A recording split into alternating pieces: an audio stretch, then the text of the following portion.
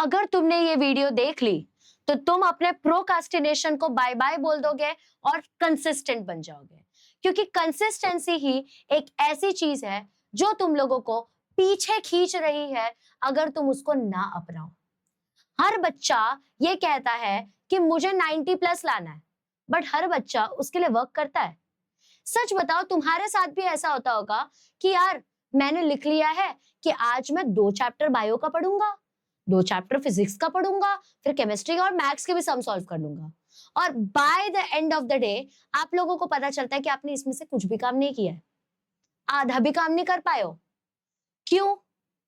क्योंकि आप कंसिस्टेंट नहीं हो। आप एक दिन पढ़ने को बैठते हो, आधा आधा घंटा पढ़ते हो, 8 घंटा पढ़ लेते हो, और उसके बाद में नेक्स्ट डे आप 5 मिनट भी नहीं बैठते, आपको कुछ काम आ जाता है। इसको क्या कहते हैं पता है? इनकंसिस्टेंट। तो कंसिस्टेंट बना कैसे जाए? आपको हर इंसान यही चीज बोलता होगा, बेटा तुम कंसिस्टेंट बन जाओ, तुम्हारा काम बन जाएगा, बट कोई ये नहीं बताता कि कंसिस्टेंट बनना कैसे है। तो मैंने through out the life multiple books पढ़ी है, मल्टीपल सेल्फ हेल्प बुक्स पढ़ी है, तो उनमें से बेस्ट टीचिंग मैं तुम्हारे लिए लाई हूं।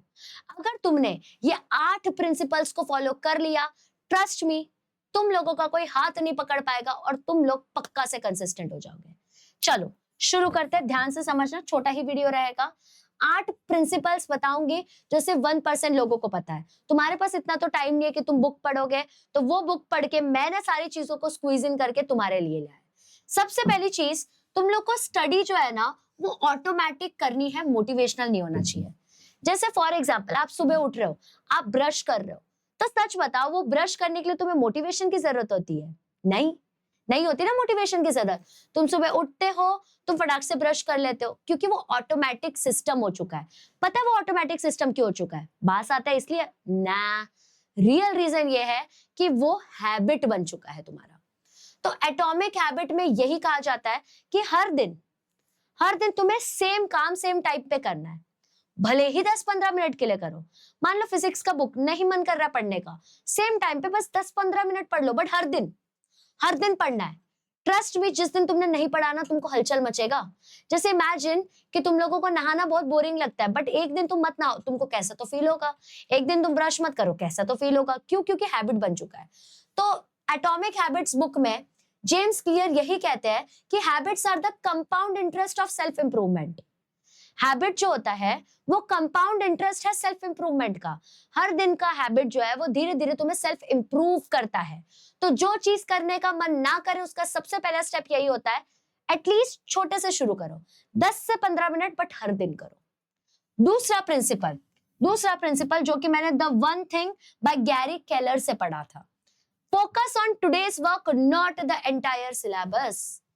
अब तुम लोगों को ये नहीं सोचना है कि पूरा सिलेबस कब खत्म होगा, मैं एग्जाम में कैसा लिखूंगा। अरे तेरा 2 चैप्टर का टेस्ट है, तू पूरा सिलेबस देख रहा है। अपना जो गोल है ना, अगर तुमको गोल अचीव करना है तो तुम्हें स्मॉल टारगेट्स अचीव करने पड़ते हैं। जैसे तुम डायरेक्टली 10th स्टैंडर्ड का बोर्ड तो नहीं दिए, तुमने फर्स्ट पढ़ा, सेकंड पढ़ा, थर्ड, फोर्थ, तब जाके तुम 10th तक पहुंचे हो। वैसे ही तुम्हें ये नहीं सोचना है कि आज मैं पूरा बायो ही पढ़ लूंगा। तुम्हें ये सोचना है, तुम्हारे गोल्स डिफाइंड होने चाहिए। तुम्हें ये बोलना है कि आज मैं पूरा सेल डिवीजन पढ़ूंगा और साथ में 20 एमसीक्यूज भी करूंगा। तब तुम्हारे ब्रेन को पता लगता है कि अरे अच्छा इतना ही काम है। डिफाइन करना जरूरी है गोल। तो The one Thing by Gary Keller ने एग्जैक्टली क्या स्टेटमेंट दिया था वो बताती हूँ। What is the one thing you can do such that by doing it everything else will be easier or unnecessary। मतलब तुम्हारे पास प्रायोरिटी लिस्ट होना चाहिए कि ये नहीं किया ना तो सब गड़बड़ हो जाएगा, बट अगर ये कर लिया तो बाकी सारी चीजें सॉर्ट हो जाएंगी। जैसे तुम्हारा टेस्ट है कल 2 चैप्टर का, बट तुम्हारे क्लास में 4th चैप्टर पढ़ाना चल रहा है, तो तुम 4th चैप्टर रिवाइज करोगे, बट उस टाइम पे सबसे पहले तुम्हें 2 चैप्टर्स रिवाइज करने पड़ेंगे जिसका टेस्ट है। तो तुम अपने गोल्स को डिफाइन करो, तुम्हारा दिमाग बेटर काम करेगा। Third principle, use deep work session. अब ये बुक है by Deep Work by Cal Newport. इसमें बोला गया जो भी काम करना है उसको बहुत फोकस्ड कंसंट्रेटेड वे में करना होता है। अपने फोन को साइड रख दो, कम से कम 45 से 60 मिनट पढ़ो। मैं ज्यादा नहीं बोल रही, 4-4 घंटे पढ़ लो, 45 से 60 मिनट पढ़ो एटलीस्ट, और 10 मिनट का ब्रेक लो। Basically they are talking about pomodoro technique. ठीक है, ये और कुछ नहीं, पोमोडोरो टेक्निक है। ओके, तो डीप वर्क जो होता है ये एबिलिटी होता है फोकस करने का। ओके, नेक्स्ट है अपने स्ट्रीक को ट्रैक करो। स्नैपचैट यूज करते रहोगे आप लोग, स्नैपचैट पे अगर तुमने स्ट्रीक नहीं भेजा, एक दिन अगर तुमने फोटो नहीं भेजा, स्नैप नहीं भेजा, स्ट्रीक टूट जाता है। एग्जैक्टली वैसे अपने पढ़ाई के साथ करना है, तुम्हारे पास स्ट्रीक रहना चाहिए। एटॉमिक हैबिट्स में ये जेम्स क्लियर ने कहा है कि अगर तुम हर दिन देखोगे, अब फॉर एग्जाम्पल तुमने पूरा मंथ लिखा है, ठीक है, यहाँ पे पूरे के पूरे 30 डेज वगैरह है, उसके आगे पहले दिन का सारे टास्क पूरे हो गया ना, या फिर एटलीस्ट तुमने कुछ ना कुछ किया ना, तो उसके आगे टिक मारने का। इससे तुम्हारा स्ट्रीक जो है वो पता चलता है तुमको। और याद रखना, कभी भी एक साथ 2 दिन मत छोड़ना। एक दिन मिस हो गया, ह्यूमनली पॉसिबल है, चलता है, बट अगर तुम एक साथ 2 दिन वो काम नहीं करोगे ना, वो तुम्हारी हैबिट बन जाएगी और तुम कभी वो काम नहीं करोगे। समझा? तो जैसे स्नैपचैट पे स्ट्रीक बनाते हो, वैसे अपने पढ़ाई का, अपने वर्क का स्ट्रीक बनाओ। नेक्स्ट है एक्टिव रिकॉल मेथड यूज करना है, सिर्फ रीड नहीं करना है। ठीक है, तो ये मैंने पढ़ा है मेक इट स्टिक बुक से, जो कि Peter C Brown, Henry L Roediger इल एंड मार्क ए मैकडेनियल ने लिखी है। उसमें क्या बोला गया है, देखो ध्यान से, सिंपल सा बात है, ये जो एक्टिव रिकॉल मेथड होता है ना, तुमने जो भी सीखा, तुम उसको सिर्फ रीड कर रहे हो ना, या सिर्फ लेक्चर देख के बैठ जा रहे हो, तुमने एक्चुअली उसकी कुछ नहीं सीखा है, कुछ भी नहीं सीखा तुमने।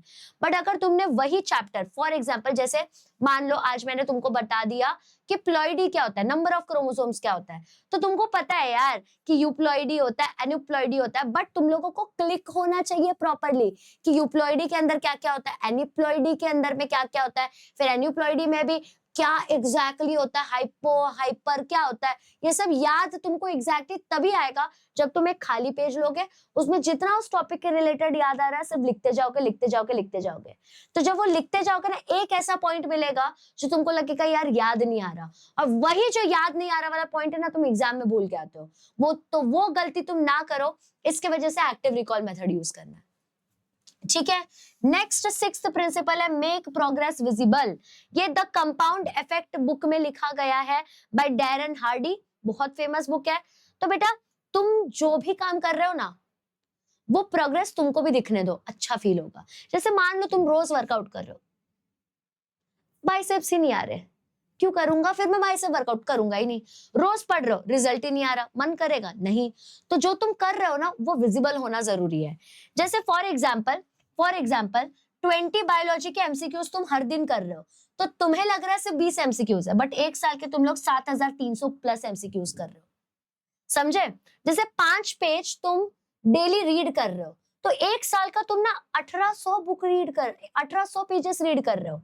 बट अगर तुम सोचो कि यार मेरे पास तो इतना टाइम ही नहीं है, मैं तो बुक ही नहीं रीड कर सकता, तो ये 1800 नंबर के पास भी नहीं आ पाओगे, 0 ही रह जाओगे। तो इसलिए हर दिन छोटा छोटा गोल डिसाइड करो। यही छोटे गोल अगर तुम पूरा कलेक्टिव देखोगे बहुत बड़ा होता है। 7th चीज, protect your environment, atomic habits. Beautiful book में ये चीज दी गई है जेम्स क्लियर के थ्रू कि बेटा एनवायरनमेंट जो है ना, हमेशा विल पावर को तोड़ ही देता है। अब मान लो तुम ऐसे दोस्तों के साथ बैठे हुए हो जो दोस्त सीरियस ही नहीं है पढ़ाई के लिए, मैम लेक्चर ले रही है, चैट कर रहे हैं, मैम लेक्चर ले लिए, इधर उधर बात कर रहे हैं, तो ये एनवायरनमेंट खराब होगा ना, तो तुम चाहे कितने ही अच्छे हो, तुम्हारा विल पावर अपने आप नीचे आएगा।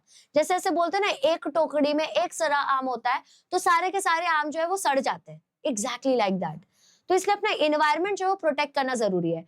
तुम पढ़ना चाहते हो बट तुम्हें नोटिफिकेशन आ गया तुम्हारी गर्लफ्रेंड का, तो तुम कहाँ से ध्यान दोगे, है ना? तो इसके वजह से अपने फोन को दूसरे रूम में डाल दो, बेस्ट अपनी मम्मी को दे दो, वो तुम्हें देगी ही नहीं रिटर्न। और अगर तुम में कुछ एडवेंचर मैन वर्सेस मैन करने का एकदम जज्बा आ गया, तो पापा को दे दो, वो तो भाई तुम मांग लोगे तो भी नहीं देंगे। ठीक है, उसके बाद में अपने बुक्स को ऑलरेडी रेडी रखो। जैसे तुमको पता है सुबह उठ के पढ़ना है, तो बुक्स को ऑलरेडी रेडी रखो। जैसे मैं तुमको एक एग्जांपल बताती हूँ। अब फॉर एग्जांपल तुम लोगों को स्विमिंग करने जाना है सुबह सुबह, और अब स्विमिंग करने अगर तुमको जाना है, तो अगर तुमने अपने स्विमिंग कॉस्ट्यूम को कहीं छुपा के रखा है ना, या कहीं तो अलग जगह रखा है जहां तुम्हें नहीं पता है, तो तुम्हें उसको ढूंढने में इतना टाइम चला जाएगा कि तुम अनइंटरेस्टेड हो जाओगे स्विमिंग जाने के लिए। बट उसी जगह अगर मैंने सारा स्विमिंग कॉस्ट्यूम रेडी रखा, तुम लोग को क्या करना है, सबको बस बैग लेके निकलने का है। That is how it is done. Books already ready है, तो तुम्हारा अपने आप पढ़ने का मन करेगा, नहीं तो कंटाल आएगा।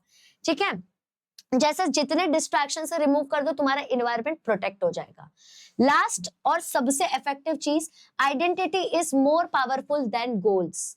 हमें लगता है गोल्स ही सबसे ज्यादा पावरफुल है, बट नो, आइडेंटिटी भी पावरफुल है। एटॉमिक हैबिट्स बुक में ही लिखा गया है जेम्स क्लियर के थ्रू। तो देखो, इंस्टेड ऑफ सेइंग कि आई वांट गुड मार्क्स, आपको क्या बोलना है कि I am the type of student who studies every day. हमको क्या लगता है पता है क्या, कि भाई मेरे को लैम्बोर्गिनी खरीदनी है। अरे कैसे खरीदनी है वो बता। भाई मेरा घर ना बहुत बड़ा होना चाहिए। कैसे? फोन पे रील देख के, फोन पे इन्वेस्टमेंट सीख के, फोन पे एसआईपी कैसे करते हैं वो सीख के। ना बेटा, तुझे वो अप्लाई करना पड़ेगा, तेरा लॉस भी होगा, तेरा बहुत ज्यादा लॉस भी होगा, तब तू सीखेगा। It's like that. मतलब अब देखो, तुमको पता है तुमको टॉप मारना है, तो टॉप ऐसे ही हो जाता है, मैं टॉप मारूंगा, मैं टॉप मारूंगा, मैं टॉप मारू। टैटू बनवा लिया होगा, टॉप मारोगे? नहीं मारोगे। टॉप कब मारोगे? जब तुम ये करोगे कि मैं हर दिन पढ़ूंगा, तब वो चीज कलेक्टिव होके फाइनली तुम टॉप मारोगे। तो अगर तुमने ये 8 प्रिंसिपल फॉलो कर लिया ना, कसम से बता रही हूँ, तुम्हारे से ज्यादा कंसिस्टेंट कोई नहीं होगा। अब एक चीज ध्यान से सुनना, एक चीज ध्यान से सुनना, अगर तुमको ऐसा ही गाइडेंस हमेशा हमारे साथ चाहिए, तो 11th के बच्चों तुम्हारे लिए वी हैव लॉन्च नीव बैच। वाई नीव बैच? क्योंकि महाराष्ट्र का नंबर 1 बैच है। यहाँ पे जितने फैकल्टीज है ना, ये सारे के सारे फैकल्टीज हम मेक श्योर कर रहे हैं कि आपका 11th standard, 12th standard and CET एकदम डीप में पढ़ाया जाए। जैसे आपके छोटे मोटे डाउट होते हैं, बैकलॉग कैसे क्लियर करें, कंसिस्टेंट कैसे रहे, ये सारी चीजें हम बैच में ही बच्चों को बता देते हैं। अब जैसे आप लोगों को पता है 11th स्टैंडर्ड का 1 शॉट हम यूट्यूब पर डाल रहे हैं, बट सिर्फ 1 शॉट जा रहा है। लाइव लेक्चर के लिए आप यहाँ आ जाइए, क्योंकि ज्यादा बेटर इंटरेक्शन होगा। प्राइजेस भी बहुत अफोर्डेबल है, डिस्क्रिप्शन में लिंक है, गो चेक इट आउट। अब 12th स्टैंडर्ड का बात करूं, तो 12th के बच्चे भी बोल रहे थे हमारी क्या गलती, हमें भी चाहिए, हमें भी कुछ बैच चाहिए। तो बेटा सीईटी के लिए we have launch Maurya batch. Maurya batch में सीईटी को डिटेल में पढ़ाया जाएगा। आप देख सकते हैं प्राइजेस भी बहुत नॉमिनल है, ठीक है। मैं आप लोगों को ये भी बोलूंगी, अगर आप ऑफलाइन प्रेफर करते तो पहले मैं अपना ऑफलाइन का रिजल्ट्स दिखा दूं। 8 के ऊपर बच्चों को सीईटी में 99 परसेंटाइल आए हैं, जेई में भी 99 परसेंटाइल आए हैं। 3 बच्चे अगर आईआईटीएन है, उसमें से 1 बच्चा वेदांतु का होता है। 1400 के ऊपर डॉक्टर्स वेदांतु ने प्रोड्यूस किया, all because of personalised attention. And we know बच्चों को कैसे पढ़ाया जाता है, वी नो बच्चों की क्या प्रॉब्लम है। आप सभी की प्रॉब्लम थी कंसिस्टेंट कैसे रहे, बट सोल्यूशन किसने लाया? हमने, क्योंकि हमको पता है बच्चों एग्जैक्टली क्या गलतियां करते हैं, ठीक है। ये रहे हमारे offline centres, you can go check it out, और आप वहां पे 90% स्कॉलरशिप को भी अवेल कर सकते हो। Thank you so much for watching till the end. अगर बेटा आप लोगों ने ये 8 प्रिंसिपल्स फॉलो कर लिए, आप लोग से ज्यादा कंसिस्टेंट कोई यहाँ होगा ही नहीं। Thank you so much for watching till the end. चलो चलो चलो, बाय बाय।